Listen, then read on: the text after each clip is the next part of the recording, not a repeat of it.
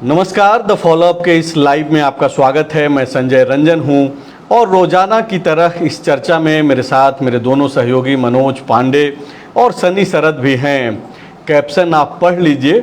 पूरे राज्य भर में यह चर्चा का विषय है कि क्या झारखंड कांग्रेस का चेहरा बदलने जा रहा है। दिल्ली में बैठकों का दौर जारी है और यह चर्चा रांची में हो रही है कि क्या राजेश ठाकुर की जगह जो है दूसरे लोग जो है झारखंड कांग्रेस की कमान संभालेंगे। कई नाम की चर्चा है और ऐसे में एक सवाल ये भी बनता है कि चुनाव के संभावनाओं के बीच ये फैसला अगर कांग्रेस पार्टी लेती है तो वो कांग्रेस पार्टी के लिए और इंडिया अलायंस के लिए कितना हितकर साबित होने वाली है। सबसे पहला सवाल सनी शरद से ही है। सनी, जिस तरीके से एक खबर निकल करके आ रही है कि झारखंड कांग्रेस का जो चेहरा है वो बदल सकता है, उसके पीछे की एक वजह ये बताई जा रही है कि जो मौजूदा प्रदेश अध्यक्ष हैं उनका जो 3 साल का जो कार्यकाल है वो 25 अगस्त को पूरा हो जाएगा। 25 अगस्त 2021 को वो अध्यक्ष पद का कमान झारखंड कांग्रेस के अध्यक्ष पद के तौर पर वो संभाले थे और अब चूँकि 25 अगस्त आने वाला है, अगस्त का महीना है, हालांकि इस तरीके की खबरें बीच बीच में पहले भी चलते रही, चर्चा होते रही कि अध्यक्ष का चेहरा बदला जा सकता है, लेकिन जिस तरीके से दिल्ली में केसी वेणुगोपाल तकरीबन 2 दर्जन नेताओं से, झारखंड कांग्रेस के जो कद्दावर नेता हैं, जो चेहरा हैं, उन लोगों से मुलाकात कर रहे हैं, 1 to 1 मुलाकातें हो रही है और जो फीडबैक है वो ये है कि कांग्रेस का जो आला कमान है वो बदलाव के पक्ष में दिख रहा है। इसको कैसे देखा जाना चाहिए? बिल्कुल, देखिए चुनावी साल है और चुनाव के हिसाब से ही सभी पार्टियां रणनीति बना रही है। 25 अगस्त को ज़रूर राजेश ठाकुर जी जो वर्तमान में अध्यक्ष हैं उनका कार्यकाल 3 साल पूरा हो जाएगा। 2021 में वो अध्यक्ष बनाए गए थे, लेकिन ऐसा नहीं है कि 3 साल पूरे होने पर जो है कांग्रेस के प्रदेश अध्यक्ष बदल दिए जाते हैं। राजेश ठाकुर तीसरे प्रदेश अध्यक्ष होंगे जो अपने कार्यकाल का 3 साल पूरा किए हैं। इससे पहले कई ऐसे प्रदेश अध्यक्ष हैं जो 5 साल, 7 साल, 8 साल तक भी झारखंड में प्रदेश अध्यक्ष रहे। सबसे लंबे समय तक जो रहे हैं वो प्रदीप बालमुचू रहे हैं। प्रदीप बालमुचू 2 बार प्रदेश अध्यक्ष बने। एक बार वो कार्यवाहक अध्यक्ष थे, तब 2001 से लेकर दिसंबर 2001 से लेकर जून 2003 तक प्रदेश अध्यक्ष बने रहे। उसके बाद फिर जब बने तब 2005 से लेकर 2013 तक वो बने रहे। अगर झारखंड अलग होने के बाद से लेकर अब तक प्रदेश अध्यक्ष की आप सूची देखिएगा और उनका कार्यकाल देखिएगा तो अगर आप कहें तो मैं बता दूँ। बिल्कुल बताइए। पर तो एक तो जब झारखंड अलग हो रहा था उस समय थॉमस हांसदा थे। उसके बाद इंद्रनाथ भगत बने जो 2000 से दिसंबर 2001 तक रहे। प्रदीप बालमुचू जिनका मैं जिक्र कर रहा था वो कार्यवाहक अध्यक्ष के रूप में रहे दिसंबर 2001 से जून 2003 तक। थॉमस हांसदा पहले इंद्रनाथ भगत ही थे, थॉमस हांसदा बाद में बने हैं। जून 2003 से 2004 तक रहे। सुशीला किरकेटा 2004 से 2005 तक। फिर प्रदीप बालमुचू बने 2005 से 2013 तक। इस बार वो अध्यक्ष बने, उस समय कार्यवाहक अध्यक्ष थे। फिर सुखदेव भगत 2013 में बने जो 2017 तक रहे। अजय कुमार 2017 में बने और 2019 तक रहे। रामेश्वर उरांव जो अभी मंत्री हैं सरकार में वो 2019 से 2021 तक रहे और 25 अगस्त 2021 को राजेश ठाकुर बने जो अब तक हैं। तो अभी जो दिल्ली में बैठक चल रही है वहाँ जो है झारखंड के तमाम नेता, करीब 20 नेता जो जानकारी निकल कर सामने आई है वहाँ पर मौजूद हैं और इन 20 नेता में 4 पूर्व प्रदेश अध्यक्ष भी हैं। इसके अलावा विधायक भी हैं और तमाम कार्यकारी अध्यक्ष भी हैं जो मौजूदा अध्यक्ष हैं, जिनसे केसी वेणुगोपाल जो है 1 to 1 बातचीत कर रहे हैं। रामेश्वर उरांव वहाँ पर मौजूद हैं जो अध्यक्ष भी रह चुके हैं। तो अब सवाल है कि क्या पार्टी जो है अध्यक्ष का चेहरा बदलने जा रही है या फिर नहीं जा रही है। अगर नहीं जा रही है तो फिर ये विचार क्यों करना पड़ रहा है।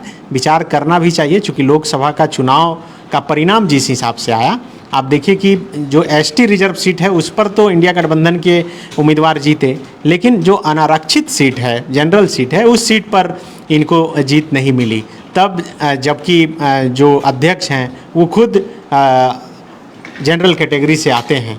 अब इससे पहले जो जितना मैं नाम पढ़ रहा था ज़्यादातर नाम जो है वो एसटी कैटेगरी से आने वाला था। इसमें डॉक्टर अजय कुमार ओबीसी से आते हैं, इनके अलावे और आप जितना नाम और राजेश ठाकुर के अलावे जो नाम है वो तमाम यहाँ आदिवासी ही प्रदेश अध्यक्ष बनते रहे हैं। तो अब जो सवाल है कि क्या चुनाव से पहले जो चेहरा बदलने की चर्चा है, ये चर्चा पिछले बार भी अगस्त के महीने में हुई थी जब राजेश ठाकुर का 2 साल का कार्यकाल पूरा हो रहा था, और अभी भी ये चर्चा हो रही है। तो अब ये चर्चा ये है कि क्या ओबीसी या फिर आदिवासी चेहरे को फिर से झारखंड कांग्रेस की कमान सौंपी जा सकती है। बिल्कुल ये चर्चा की ही विषय है और यही वजह है कि हमने कैप्शन में भी यह लिखा है कि आदिवासी या ओबीसी, चूँकि इन दोनों पहलुओं पे जो है दिल्ली में बातचीत चल रही है। जैसा कि सनी थोड़ी देर पहले बात बता भी रहे थे कि लोकसभा के चुनाव में जनरल सीटों पे जो है ना कांग्रेस को और ना ही इंडिया अलायंस को कोई फ़ायदा मिलता हुआ दिखाई दिया। जो भी सीटें इंडिया अलायंस ने जीत दर्ज की वो ट्राइबल जो कि सुरक्षित सीटें थी, और यही वजह है कि इस तरीके की जो लॉबिंग दिल्ली में की जा रही है झारखंड कांग्रेस के नेताओं के द्वारा, और इस दौरान यह मैसेज भी दिया जा रहा है कि तब जबकि झारखंड कांग्रेस का जो चेहरा है वो एक जनरल कैटेगरी से आने वाले व्यक्ति के पास है। राजेश ठाकुर भूमिहार जाति से आते हैं और वो जनरल कैटेगरी में आते हैं, और इसका लाभ जो है पार्टी को और इंडिया अलायंस को नहीं मिल पाया है।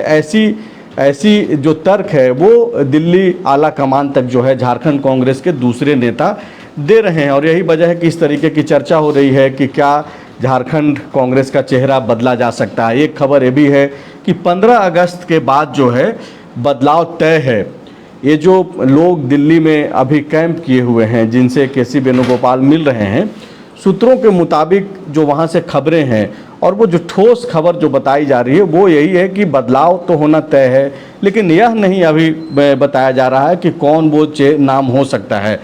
किन किन नामों पे चर्चा चल रही है, खास करके ट्राइबल समाज से जो आने वाले चेहरे हैं या फिर ओबीसी समाज से जो आने वाले चेहरे हैं, इन दोनों कैटेगरी के लोगों की चर्चा जो है हम लोग करेंगे। और पांडे जी से सबसे पहला जो आपसे सवाल है वो यही है कि क्या आदिवासी समाज का कोई अगला अध्यक्ष होगा अगर बदला जाता है तब, या फिर कोई ओबीसी समाज का होगा, और अगर होगा तो कौन कौन नाम जो है चर्चा में है?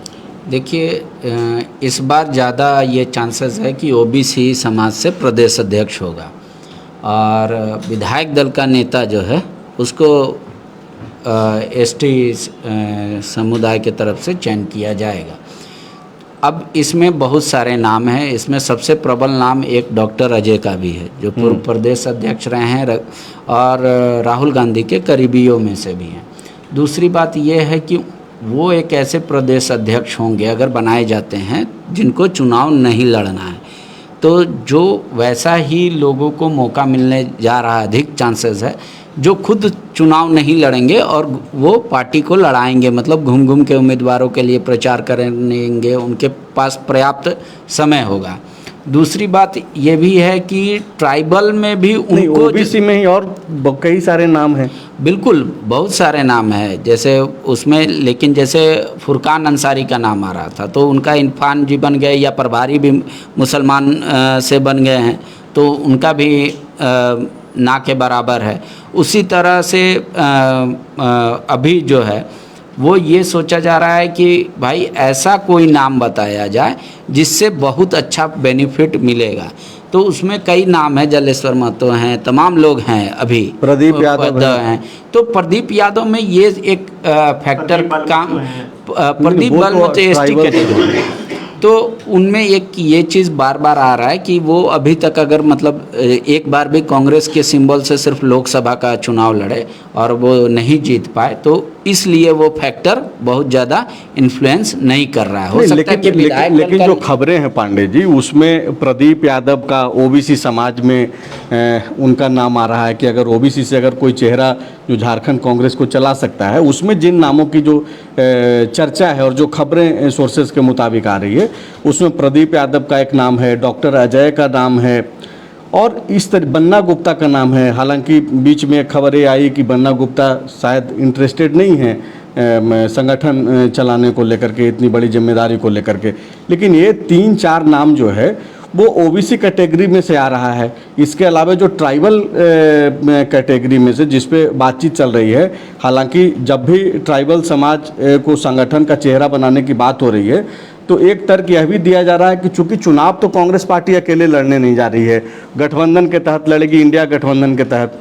और इंडिया अलायंस का जो सबसे जो प्रमुख चेहरा है, लोकप्रिय चेहरा है, जो खुद हेमंत सोरेन है, ट्राइबल समाज से आते हैं, तो क्यों नहीं इनके अलावे ओबीसी को जोड़ा जाए, इस पहलू पे भी बातचीत हो रही है। तो ट्राइबल समाज के जो चेहरे हैं उस पर भी अगर हम लोग एक नज़र डालें तो जिसमें बंधु तिर्की का नाम आ रहा है, सुखदेव भगत का नाम है, कालीचरण मुंडा का नाम है, इसके अलावे जो पहले प्रदेश अध्यक्ष रह चुके हैं प्रदीप बलमुचू, जिनका नाम सनी बता रहे थे कि सबसे लंबे वक्त तक उन्होंने प्रदेश की कमान संभाली है। तो ये सब जो नाम की जो चर्चा है, आपको क्या लग रहा है कि ये क्या उसी तरीके से ये चर्चा मात्र है जैसे पहले भी इस तरीके की बात आते रही कि राजेश ठाकुर को हटाया जा रहा है, अब इनमें से कोई एक नाम जो है अगला प्रदेश अध्यक्ष होगा? देखिए, मैंने बताया ना कि प्रदेश अध्यक्ष चुनने से पहले ओबीसी समाज हो या एसटी समाज हो, ये देखना ज़्यादा बेहद ज़रूरी है कि वो स्वयं चुनाव ना लड़ रहे हैं।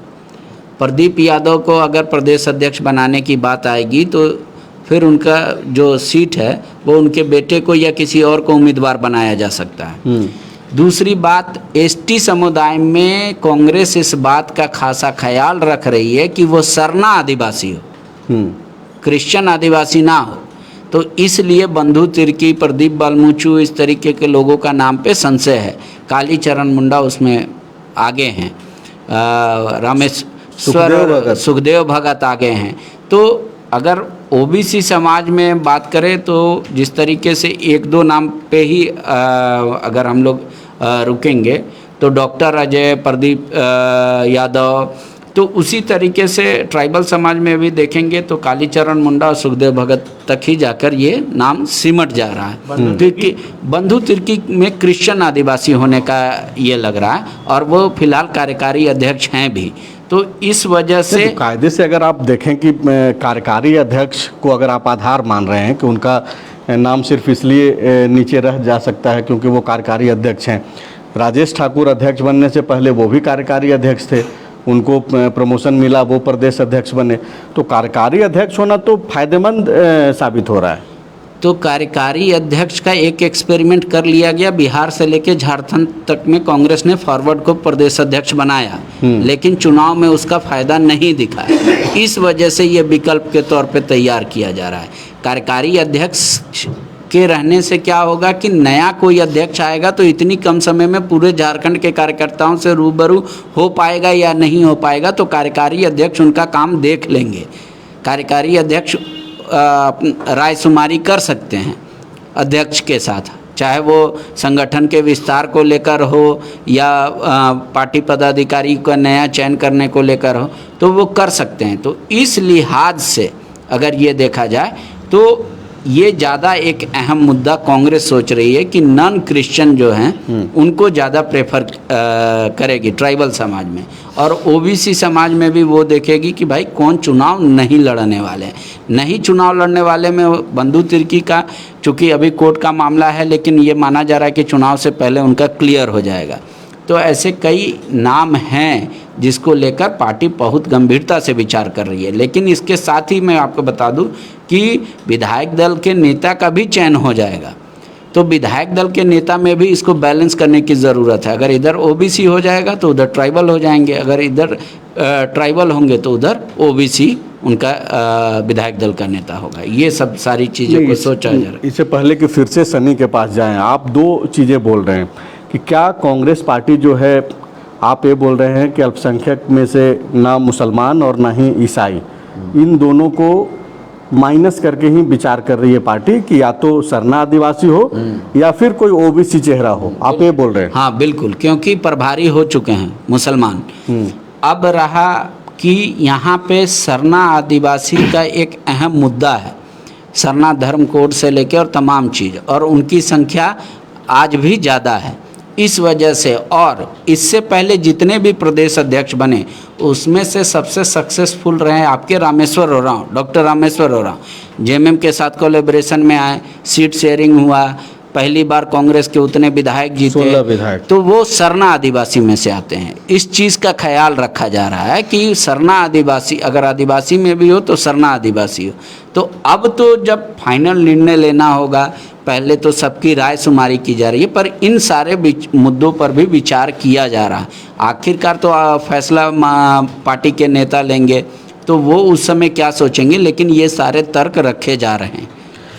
देखिए, पांडे जी से बातचीत करने से यह समझ में आ रहा है कि अगर पार्टी खास करके जो कांग्रेस बदलाव के पक्ष में दिख रही है, जैसा कि दावा कांग्रेसियों के द्वारा ही किया जा रहा है, तो ऐसे में जो 2 पॉइंट्स हैं सन्नी, जिस पे पांडे जी इशारा कर रहे हैं, एक तो ये कि कोई वैसा व्यक्ति जो आने वाले विधानसभा चुनाव में उम्मीदवार के तौर पे नहीं हो, इसका मतलब है कि उसके पास फुल टाइमर के तौर पे जो है पूरे स्टेट में काम कर सके, प्रचार प्रसार कर सके, कांग्रेस की नीतियों को ले जा सके। दूसरी बातें बोल रहे हैं कि अगर आदिवासी में से भी किसी को सेलेक्ट करना होगा तो वो सरना आदिवासी को प्राथमिकता दे रहे हैं। इस बात को बल आप पिछली भाषण जो राहुल गांधी का चुनाव के दौरान था, उसमें भी अगर आप देखें तो राहुल गांधी ने सरना कोड को लेकर के बाकायदा यहाँ के लोगों को वादा भी किया था कि अगर वो आते हैं सरकार में, हालांकि वो तो आए नहीं, लेकिन उन्होंने कहा था कि सरना कोड को लागू करेंगे अगर सरकार में आते हैं। अब आप इसको देखिए कि सुखदेव भगत जो लोहरदगा से सांसद हैं, वो संसद में पहुंचने के बाद पहली दफ़ा उनको जब बोलने का मौका मिला तो सरना कोड को उन्होंने प्राथमिकता से उठाया और सरना माँ का नाम लेकर ही जो उन्होंने शपथ पत्र जो पढ़ा उसमें भी वो सरना माँ का नाम लेकर के जो है इस तरीके से उन्होंने पढ़ा था वो शपथ पत्र। दूसरी बात यह है कि वो सांसद हो गए हैं तो जाहिर सी बात है कि विधायक का चुनाव नहीं लड़ेंगे। तो क्या इस ओर आपको दिखाई दे रहा है कुछ कि अगर बदलाव होता है तो सुखदेव भगत या फिर कालीचरण मुंडा जो सरना आदिवासी हैं वो भी नए चेहरे के तौर पे आ सकते हैं? अब बिल्कुल देखिए, जो नाम अगर आदिवासी में ही सिलेक्ट करना होगा, पहले तो है कि अब बदलेंगे कि नहीं बदलेंगे। अगर बदलेंगे तो हम लोग उसी पर चर्चा कर रहे हैं, क्योंकि नहीं बदलने का चांस इसलिए ज़्यादा हो जाता है क्योंकि अभी थोड़ी देर पहले मैंने जो बताया कि लोकसभा चुनाव में सभी सिर्फ एसटी रिजर्व सीट पर जीते और अनरिजर्व सीट पर कांग्रेस के कोई भी कैंडिडेट या फिर जेएमएम के भी कोई कैंडिडेट नहीं जीत पाए। तो अब जब जनरल कैटेगरी का यहाँ पर प्रदेश अध्यक्ष हैं, कहीं ऐसा ना हो कि उनको बदल देने के बाद फिर कोई नाराजगी हो, लेकिन वैसा कुछ होने जाने नाराजगी। राजेश ठाकुर कोई मास लीडर तो है नहीं, संगठन के आदमी है। ऐसा नहीं है कि राजेश ठाकुर के पीछे पूरी भीड़ खड़ी है और वो नाराज हो जाएगी, ऐसा तो कुछ है। पार्टी ने उसका भी तैयारी कर रखा है, उनको स्टेट इंचार्ज बना दिया जाएगा, सेक्रेटरी, मतलब कहीं के प्रभारी हो सकते हैं वो। हाँ बिल्कुल, राजेश ठाकुर को तो मिल ही रहा है ना। वो प्रवक्ता पार्टी, वो खुद बताते हैं कि कांग्रेस पार्टी में क्या क्या मिला है उनको। अब बिल्कुल देखिए, मुझे लगता है जिस तरह से आप फोकस करके कर रहे हैं कि सरना में ही किसी को चुनना होगा। नहीं, मैं फोकस नहीं कर रहा हूँ, मतलब जो चर्चा से बात के सामने आ रही है, जो निकल रही है, उसमें तो सुखदेव भगत, कालीचरण मुंडा का ही नाम जो है आगे है।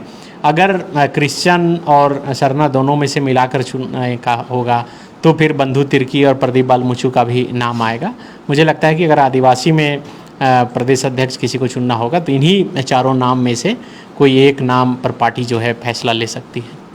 नहीं, बिल्कुल इन्हीं 4 नामों में से या फिर ओबीसी का अगर कोई व्यक्ति चुना जाता है तो वो जो बाकी 3 नाम हैं, प्रदीप यादव, बन्ना गुप्ता, डॉक्टर अजय, इन्हीं ये जो 8-10 नाम है, इन्हीं में से किसी एक को तो चुना जाना है अगर बदलाव होता है तो। अब सवाल ये है सनी कि अब जबकि यह माना जा रहा है कि चुनाव झारखंड में तय समय से पहले हो सकता है, सितंबर का 2nd वीक में अनाउंसमेंट भी हो सकता है, ऐसी संभावनाएं हैं और जिसकी चर्चा भी जो है ज़ोर शोर से है। आपको क्या लगता है, आप घूमते रहते हैं, पूरे झारखंड घूमते हैं चुनाव में भी, आपको लगता है कि इसका बेनिफिट्स मिलेगा तत्काल चुनाव के समय, थोड़े समय पहले? अब बिल्कुल देखिए, आप यहाँ पर जो इंडिया गठबंधन की सरकार है, कोई भी फैसला हो रहा है और ख़ास करके ये ट्राइबल की सबसे अधिक बहुल ये स्टेट है, तो उस हिसाब से कांग्रेस को तो आप देखिएगा तो फ़ायदा नहीं हो रहा है। आप कोई भी स्कीम उठाकर देख लीजिए, अभी आप देखिए कि कल ही जिस तरह से 2 लाख रुपए कृषि लोन माफ़ का इतना बड़ा सरकार ने फैसला लिया, ये कांग्रेस के ही मैनिफेस्टो में था, अभी कांग्रेस के ही मंत्री हैं, लेकिन ये क्रेडिट कहीं ना कहीं जो एक फेस बहुत बड़ा मुख्यमंत्री का है तो उस ओर ही जा रहा है। तो इस ओर भी थोड़ा क्रेडिट आए, हालांकि मिलकर ही गठबंधन की सरकार है तो कोई एक फेस होगा और उसी के नीचे सभी चुनावी मैदान में जाएंगे, लेकिन जो एक गैप बन गया है राजेश ठाकुर के प्रदेश अध्यक्ष बनने के बाद, जो कनेक्शन होना चाहिए मुझे लगता है कि आदिवासियों का, वो कनेक्शन कांग्रेस से धीरे धीरे टूट रहा है या फिर कमज़ोर हो रहा है।